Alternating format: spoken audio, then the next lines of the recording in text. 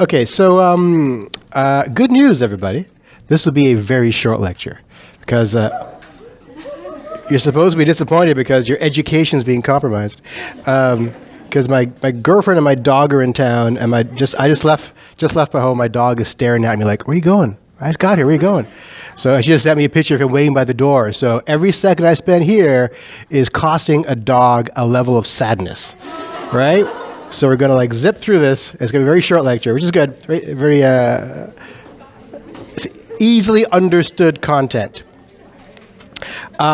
First, a few announcements. I think I mentioned last class we have a new TA. In addition to Florida, we have a new TA, Annika, who will also be marking your assignments and helping with stuff. Speaking of homework, some people have been asking, the online version of a test book does not contain the homework questions. Those people have not noticed that the website has been uploaded with an image donated by a student who photographed the questions and answers from the textbook. So if you go to the website, you will see under announcements, Q&A from textbook or something like that. It's actually the image that the student has kindly photographed for us. I'm not sure if we're violating any copyrights, or by now that I'm recording that I've said that just now, if they're going to come after us, but here it is. It's done. Fantastic. So last time we looked at morbidity and mortality. Morbidity essentially is incidence and prevalence on other measurements of things that affect you health-wise, but don't necessarily kill you. Mortality are things that kill you, or measurements of killingness. And we looked at things like the PMR and the CFR and other kinds of fun mortality measures. Please note that these are not exhaustive lists of indicators or of ways of measuring things, but they are the primary ways of measuring things. And we touched upon surveillance systems with those endless slides of various surveillance systems. The important takeaway from that is that we have passive and active surveillance. That's the important distinction. So today, we're going to do a fun little thing which is actually very useful, and will answer a lot of questions that maybe you've had when reading certain kinds of biomedical literature. It's how we compare populations with different distributions. And this is a process we call standardization. Gotta make sure I'm still recording here. Am I still recording? I'm still recording. Okay, excellent. Consider the following. There is concern that the nuclear power plant in Raywattville, which is actually Miami, because the data I'll show you is from Miami, a beachfront community in Florida, is causing cancer. So we know that the death rates due to cancer appear to be higher than the death rates in a similarly sized population in Alaska we're going to call Gomez land. Okay, so if you see that data, if you were to see that this nuclear power plant community has a higher death rate than a non-nuclear power plant community of the same size, what would you conclude? You can say it and be wrong. It's okay. Say it and be wrong. Say it and be wrong. Say it. Say it. Say it. Say it. Thank you. The nuclear plant is bad for you. And this is a common complaint we get in public health. In fact, in my PhD program, our comprehensive examinations are exams that every doctoral student takes before doing your thesis. It's a set of exams that make sure you understand the basics of your profession at a high level, such that when you represent that profession, you're not an idiot. So in our comprehensive exams, we had a scenario where citizens had written to the public health office complaining that the local power lines were causing genetic malformations in children born in that neighborhood. And they gave us data from the investigation, and we have to write a letter in response to the community explaining why it's not the power lines that's causing these issues. And that has to do with what we're talking about today. It's how we look at data that might be creating or masking true influences. So what we're going to see here is that something else is creating this illusion that it's the power plant that's making people die more. I'm comparing here really Florida and Alaska. What do you know about those two communities? What kinds of people live in those communities? They're different. Yes? Florida has a lot of old people, exactly. So old people tend to do what? Old people tend to die. Young people tend not to die as much. So it's reasonable to assume that a population with a higher age distribution, or one that skews to the older, is going to have a higher death rate. But can we be certain? So to compare the two, we're going to standardize them such that the influence of age is taken away. That's the process we're going to go through today. Okay. So this is an example of confounding. In this case, age is creating the illusion that there is a higher death rate in Ray-Wattville compared to Gomez Land as caused by the nuclear power plant. Okay, so whenever a factor creates the illusion of a relationship or masks a relationship that's actually there, that's confounding. It's not really a type of bias, but we talk about confounding in the same sentence as biasing. And the way we control for this kind of confounding is typically to stratify your analyses by the factor we care about. So if we thought that sex was a confounder, let's say the example I gave in the first lecture was comparing engineering students to nursing students, and we found that nursing students were profoundly more likely to get pregnant than engineering students. And we concluded erroneously that there's something about the study of engineering that makes you infertile. That's wrong. It just that there's more women in nursing, right? So we control for that by analyzing the men separate from the women. We stratify the males and females, right? That's called breaking down your analysis by sex. And of course, that led to the one joke that I tell every year over and over again that's not funny, which is, what is an epidemiologist? Someone who's broken down by age and sex. So that's the example of breaking down by sex. Now we're going to break it down by age. Kind of the same thing, right? We are going to eliminate the uncertainty that, in fact, age is causing this relationship by standardizing. And standardization is a way to make two populations look like one another. We adjust. The term is adjust. We adjust for a particular factor, and the factor we're going to adjust for today is age. But we could adjust for sex. We could adjust for pretty much any demographic criterion that's common throughout the population. But most commonly it is age. In fact, almost exclusively it is age, because age is one of these great confounders that affects large populations without exception. So,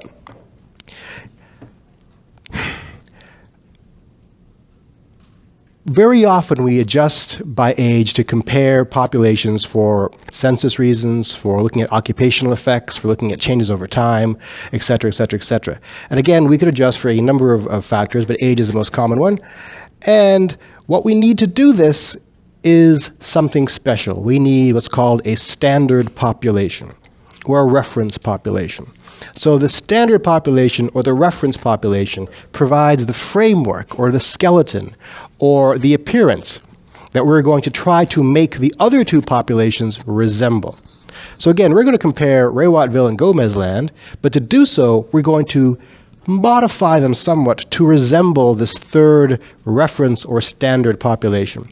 I'm using those two words deliberately, reference and standard, because they're the terms that are used. I'm going to use them interchangeably so we get used to them. I will say consult the reference population or consult the standard population. I'm talking about the same thing. Now the example we're going to do, we're going to use the US population as the reference population or the standard population. But I want you to note that we could use any population. We could use the Canadian population. We could use one of the test populations as the reference. We can create a whole new theoretical population by combining them or something like that.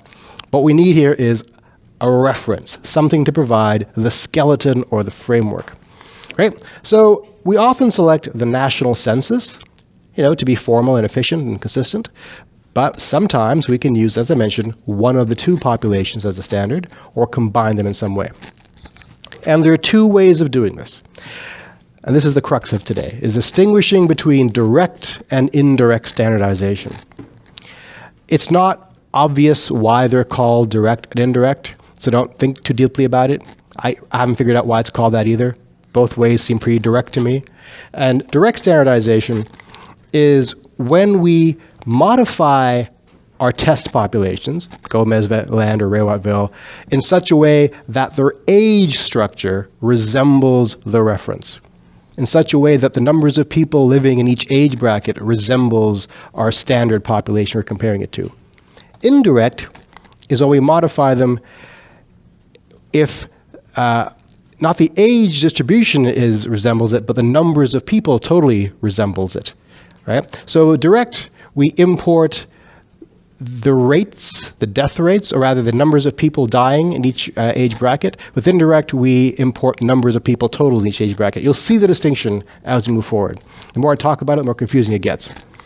So with direct standardization, which is actually easier to do in some ways, We use that commonly in vital statistics. They're the kind of things that governments report all the time when comparing large populations like cities, like Gomezville and Rewattville, like the nuclear power plant community versus the non-nuclear power plant community.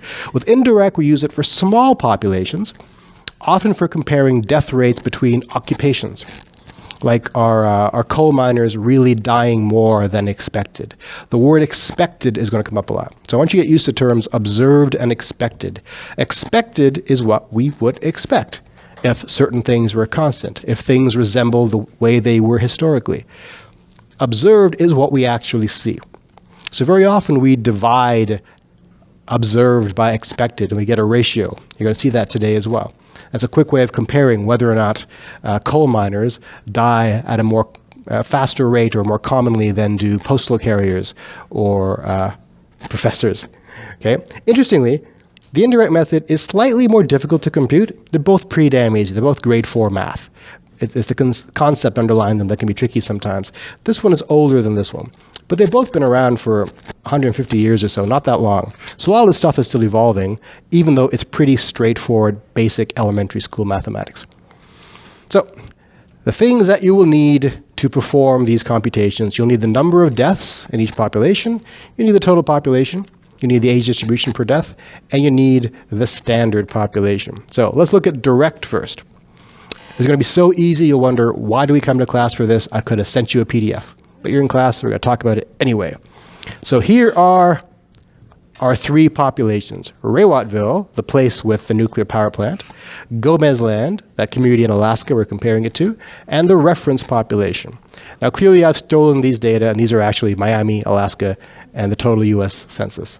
But it's more fun to think about it as Rewattville and Gomezland. Right? So on its face, you see this. We've broken things down by this age category. Under 15, 15-24, 25-44, and so forth. These are the numbers of people in each population in those age brackets. And this is the number of people who died in that age bracket in the past year. Note, asterisk here, deaths per thousand. So we divide this by this, and we get the death rate for that age bracket. So 57 divided by 80,000 gives me 0.71 deaths per thousand people for 15-24. Okay, the crude death rate, if you remember our definition, is the total number of deaths divided by the total number of people in that population. So the crude death rate for Rewattville is 8.92 deaths per thousand people. For Gomezland, it's 2.62. Right away, you see, oh my goodness, really, that something's happening in Rewattville. People are dying at a much higher extent. So you think, oh, it's got to be a nuclear power plant.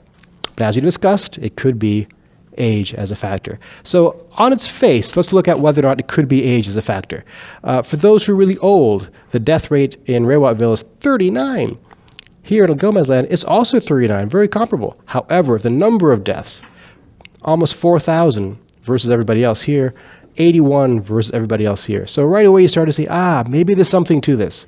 There's so many more old people in Rewattville that their deaths might be skewing our interpretation tremendously. And over here we have the reference population, which is the US Census. Okay, what do we do with this? We're now going to modify each of these populations, Rewattville and Gomezland, to resemble the reference population. We're going to take the death rates from each of these age categories and apply it to the population size of the reference population. In other words, we're saying if people in the total US population died at the same rate in each of these age categories, what would the death distribution look like? That's what we're saying here. Another way to look at it, and this might confuse some people, is to think about this as a weighted sum. We're multiplying all these death rates by the weight of the population and adding it all up. If it's not clear, the example will make it clear. Okay, so we're going to standardize each population, Rewattville and Gomezland, differently, separately, individually, against our reference. And the reference here again is the US population. To do so, we're going to multiply each of the death rates for each of the age brackets against the population size from the reference population. If I multiply the death rate by the total number of people, what do I get? If I multiply the death rate for under 15s times the total number of people who are under 15, what does that give me? Whisper, whisper, whisper, whisper. Hand? I hear some mumbling, no hand. Yeah? Really? If I multiply a death rate by a population, what do I get? I'm not moving on until someone answers this. This is pretty obvious. This is basic shit. Because someone comes to my office and asks this question, I'll be so angry. So if I multiply a death rate, which is deaths per population, times a population, what do I get? Give me a hand, please. Somebody. Yes, sir. Was that so hard? Really?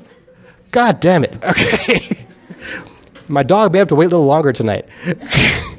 So I'm multiplying death rates times population, I'm getting number of deaths. Ultimately, if I get number of deaths per each age bracket, add them all up, I'm getting the total number of expected deaths. The total number of expected deaths if the Ray-Wattville or the test population age distribution were applied to the total population. Okay, so once I get the total deaths, I divide by the total number of people in that population, and I get the expected cruise death rate. All right, it'll be clear as we move forward, I hope. So now we're going to work on Ray-Wattville first. We're going to get the standardized death rate using the direct method for Ray-Wattville. To do so, I need the death rate for each age category of Ray-Wattville, and I'm going to multiply it by the population for the reference category. Right? So 1.19 times 24,000, 0.71 times 15,000, and so forth. And that gives me the total number of deaths in each age category. That times that, that times that, that times that, that times that, that times that. What does that give me? That gives me, when I multiply it by the total U.S. population, 6.92 deaths per thousand. All right, pretty cool. Let's do the same thing for Gomez Land. Again, I take the death rate from each of the age categories, multiply it by that same total base population, that times that, that times that, that times that, that times that, and I get 6.71 deaths. Okay, let's see what we just did. Before I did all that, the crude death rate from Ray-Wattville was 8.92 deaths per thousand. Gomez Land, 2.67. This is what started the problem. This is what started that letter being sent by the citizens to the public health office saying, look, people are dying at a so much higher rate here. Something's going on. After I applied the direct standardization method, this is what I get. They've been modified to look like this. We call that age adjusted. We've adjusted for the age distributions. It's still higher. 6.92, it's still higher than 6.71, but it's not tremendously higher. So what I've done here is I've taken away the effect of age. This difference in age in death rates now is probably not due to age. We can do that for any number of demographic factors. So when you read in biomedical papers or the newspaper about, hey, this thing causes cancer 2 times rate, even after having adjusted for smoking, that means they statistically stratified or controlled for the effect of smoking in their analyses and took that effect away from the final component. And they still found a difference. So here we can say, even after adjusting for age, there is still a difference in deaths. It's not profound, though. This is not something to be worried about. That difference is not that great, but it's still a difference. You can still say that Ray-Wattville has a higher death rate than Gomez Land, even after having adjusted for rate, but it's not alarmingly so. All right, that's how you interpret that. As I mentioned, you can think of this as a weighted average, where you're looking at the average number of deaths weighted by the population size. It's also comparing expected and observed. Observed is, of course, how many deaths you actually saw. Expected was how many we would expect if the U.S. population were being affected by these same rates. Now, we chose the U.S. National Census as our reference population. Didn't have to be that. As I mentioned, we could have simply chosen to adjust Ray-Wattville, or rather Gomez Land, against what's already there in Ray-Wattville. Let's do it. See how that looks like. Okay, so here I'm going to adjust Ray-Wattville to resemble Gomez Land. To do so, I'm going to take the rates from Ray-Wattville from each of these age brackets and multiply it by the base population in Gomez Land. Right?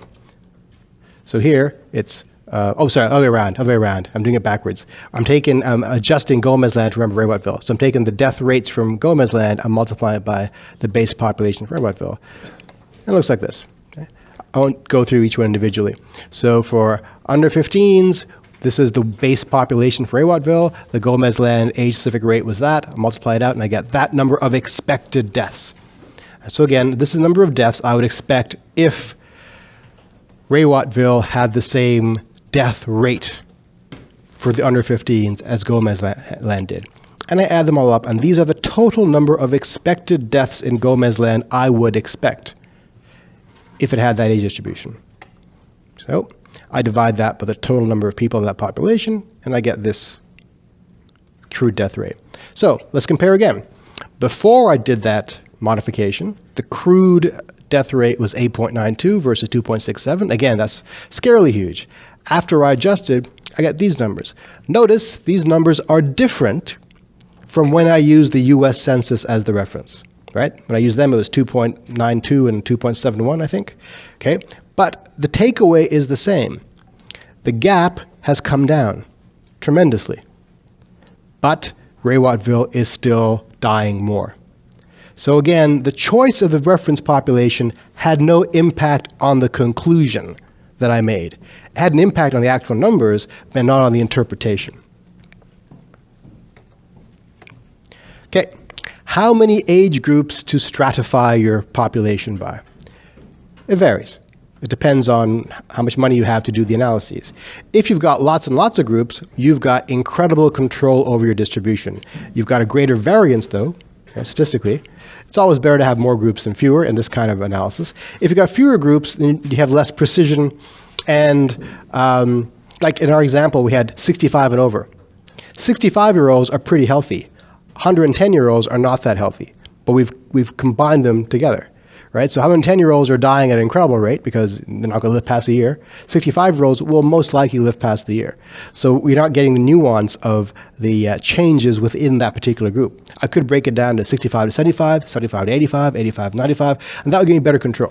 But I didn't do that. So that's the risk of having fewer groups with large brackets.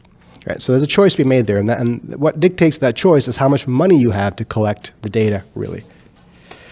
All right. So the first homework assignment is you're going to compute these adjusted rates using the same way we did that just now, but instead of using Raywattville as a standard, you're going to use Gomez land as a standard. So exactly the same computation, but reverse it. And then interpret it. You're going to find the same interpretation with different numbers. Then you're going to do it again by using a new reference population that you're going to create on your own by simply adding up the populations of the two communities. Gomezville and Raywattville. Gomez land and Raywattville. You're going to add up all the under 15s, all the 25s and 44s together, and that becomes a new superpopulation. That's your reference. Your conclusions will not differ, but the numbers will differ. On an exam, what I will often do is here are two populations, and I'll tell you compute the directly observed standardized rates using the following standard population. I'll either give you a population or I'll say use the combined population or use population 2. Right? So you should be able to do this on a whim and figure out what's going on. The conclusions won't differ, but the numbers will. Yes? Is there like an advantage of using like an outside variable? No, there is no advantage, except that it is standardizable. So let's say we're doing a whole bunch of different analyses. If we're using the US population, people understand what that means. If I do the same computation next year, then I can still use that. Well, if I made up my own population, it's hard to explain to someone what that is. So it's a communications issue and a standardization policy issue. Okay, your second homework assignment for the first half of this lecture is to fill in this chart. So here we're comparing early and late mortality. It's the same thing. Don't be misled by this early versus late period. It's just two separate populations. Treat them like different towns. People get confused very often by saying, but it means early and late, what's the difference? There's no difference. It's just that. Pretend you're a computer who can't read. You're just comparing different populations. So you can fill in these charts and get the same data. Number 3, fill in this table. This is pretty straightforward, and this is real data, by the way. So here we're looking at the age justice rates for Mexico and the USA. So here we've got, this tells you exactly what to do. You take the standard population here, the age-specific rate here, you can multiply it, you can get the exact number of deaths that you observe, and this is the exact number of deaths that you expect, and you can figure out the age-adjusted rates. Okay, so now let's move on to indirect standardization. It's a little bit more challenging. The first one, I think, is mathematically straightforward. I don't see any looks of distress on people's faces, despite the fact that no one answers my questions. I'll assume everything's well understood. Okay, indirect is the same, except instead of looking at the death rates from the test population, we're taking the death rates from the reference population. It's reversed. Right? I'll say it again. With the direct method, we took the death rates from the test population, from Ray-Wattville and Gomez land, and we compared it or multiplied it by the population size of the reference population, the census. With the indirect method, we're going to take the death rates from the reference population and multiply it by the population size of the test population. Why would I do this? Well, hopefully you'll see. The thing about the indirect method, it includes and uses this new kind of measure called the SMR, the Standardized Mortality Ratio. And this will come up a lot in your readings if you continue in this field in population sciences, because the SMR is a quick and dirty way of comparing population death rates, particularly occupations. All it is the observed number of deaths in a year divided by the expected number of deaths in a year.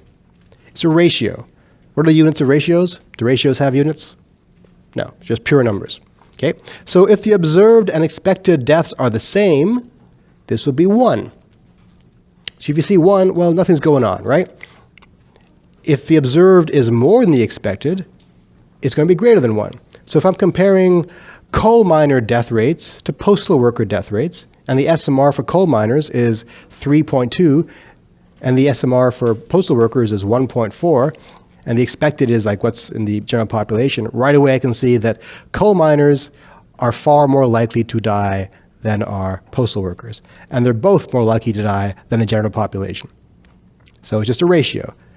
And the higher the SMR, the more likely you are to die in that population or profession. So SMRs, we want them to be close to 1 as possible. Right. So the SMR is a ratio. So there is no units, it's just a number. And it's the ratio of observed to expected deaths. So to do the indirect method, we're going to compute an SMR. We can stop there, or we can use the SMR to actually compute a death rate. We're going to do both. So look at these data here. This is the SMR for tuberculosis. This is done by looking at the age categories. This is looking at the computation of SMRs for tuberculosis for white miners. I'm not sure why they looked at white miners only. It's weird. From 2059 to 1950. So these are the age brackets. This is the population size of white miners, and this is the death rates in the general population. So that's the expected death rate, general population. The expected death rates from TBC is going to be the number of deaths expected is going to be the death rate times number of people, so 9.14. In other words, you expect 9 people in a given year to die of tuberculosis who happen to be between 20 and 24. However, the data collected shows that 10 white miners of that age died of tuberculosis. So right away you see, oh, people who are miners are dying of tuberculosis slightly more in that age bracket. In the next age bracket is 20 compared to 13.7. Suddenly it's almost double. It's fantastic, right? And so forth and so on. So if I add them all up, I would get a total SMR of 241. That's enormous. That means white miners are dying of tuberculosis 241 times more than general population. That's real data. So that's how we use the SMR. It's a quick and dirty way to assess the quality or the danger or the fatality of a given activity or population. Usually it's an occupation. So you can fill it in yourself if you want. Right, let's do an example. And again, we're comparing occupations here, occupation A and occupation B. And we are going to use a standard population, occupation C. First step, compute an SMR for occupation A. So using the standard population. In other words, we're going to get the expected death rate divided by the observed death rate for occupation A. Okay? Observed is going to be from here. The way we do it is we break down each age bracket, and we look at the rate from the standard population and the population size from the test population to get the expected deaths. First one. So the rate from 40 to 49 is 0.001.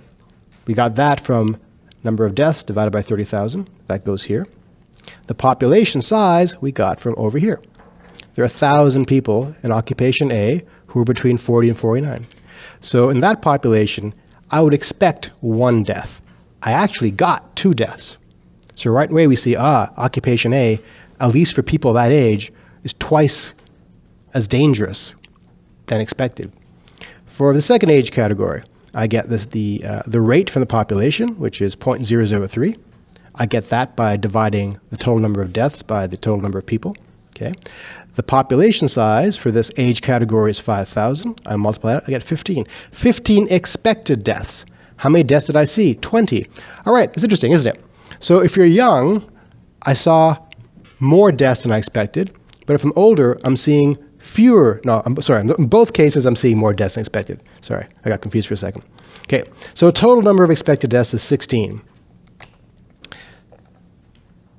Total number of observed deaths is 22. So 22 divided by 16 gives me 1.38. In other words, the ratio of the deaths that I saw divided by the deaths that I thought I would see is 1.38.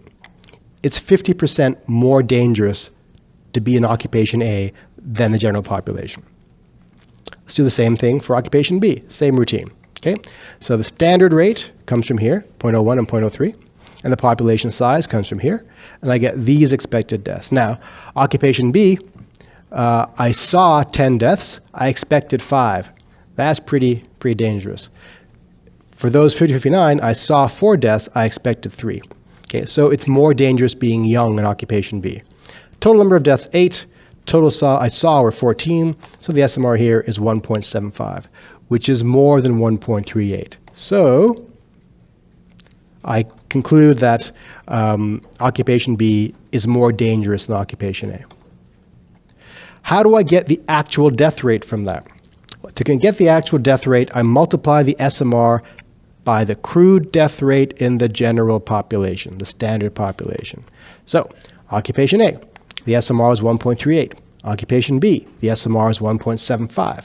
The crude death rate in the standard population, over here, was 150 divided by 70,000, or 0.002. So if I multiply this by 0.002, I get these numbers here, these red numbers here. So these are the crude death rates, the adjusted overall death rates according to the indirect method using the SMR for occupation A and B. Still with me? I know it's boring as hell, but it's almost over. Yes? Can you just explain why we multiplied the 1.3 times? Because we're saying that this population is dying 1.38 times more than the standard. So if I want to get the actual adjusted death rate from here, I say, well, the standard is this, so what's 1.38 times more than that? What's this? Okay?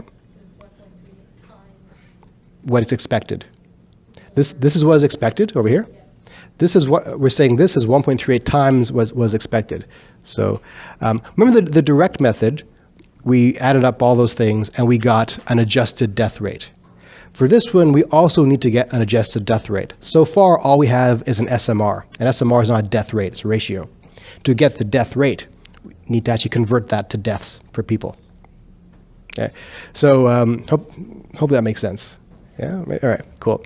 So same thing. So we compare, right away we see that occupation B has a higher adjusted death rate, which you would expect because the SMRs are bigger. Usually we don't go this far. Usually we stop right here with the SMRs. That's where most population scientists stop because that's good enough. We can see, oh, this one is more dangerous than that one. So to summarize what we just did there, before we did anything at all, this was the data we had. Occupation A, our crude death rate, total number of deaths divided by total number of people, was 0.037. Occupation B, our crude death rate was 0.023. After adjusting all that, after multiplying the SMR by the standard population, we get these numbers. Okay. it changed direction, didn't it? The crude death here, comparing crude death rates, occupation A looks more dangerous than occupation B, doesn't it? Once I've adjusted, no, it's B that's more dangerous. So that answers the question really of why we did all that. The age distribution was masking the fact that occupation B is more dangerous. We took away that masking effect, and we can see now that, this is the worst place to be. So, what if I had done the direct method instead of the indirect method? I can do that. You can do that. I won't bore you with the technique. Just apply the same thing we did in the first half of the lecture, and we get these numbers. 0.0031 and 0.0, they're the same. Well, that's weird. So if I use the indirect method, these are the death rates I get, the adjusted death rates. If I use the direct method, these are the death rates I get. They're different. That's not cool. That's not fun. It's not useful. Which one do I use? It depends. In general, if it's a small population, like an occupation, like a small-scale study of a coal mine or something, then we like to use the indirect method. It's more meaningful. If it's a large population, like a city or a nation or something like that, then we use the direct method. But usually we stop at the SMR anyway at this point. I will not ask you in an exam which one to use. I'll ask you to compute certain things, right? But I'm not that mean. In general, the direct method is preferred for large populations, but indirect is more common. Why? Because it gives us an SMR. The SMR is a quick way to compare things. So, to review, the direct method, we use the population size from the reference, and we use the rates from the test.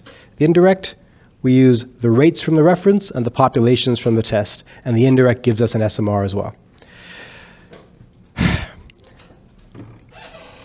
So as I mentioned, we tend to like to use the indirect method when we have small populations, or when the rates are unstable. So maybe from mine to mine, there are different rates of tuberculosis, right? Or maybe from year to year, the miners have different experiences. So the indirect method is a bit more robust against that kind of thing. So I've got a bunch of more homework assignments for you to try for that one. And that is the end of that very fast lecture. Huh? How about that? You get to go home now. Traumatizing? Yes? No? All right, good.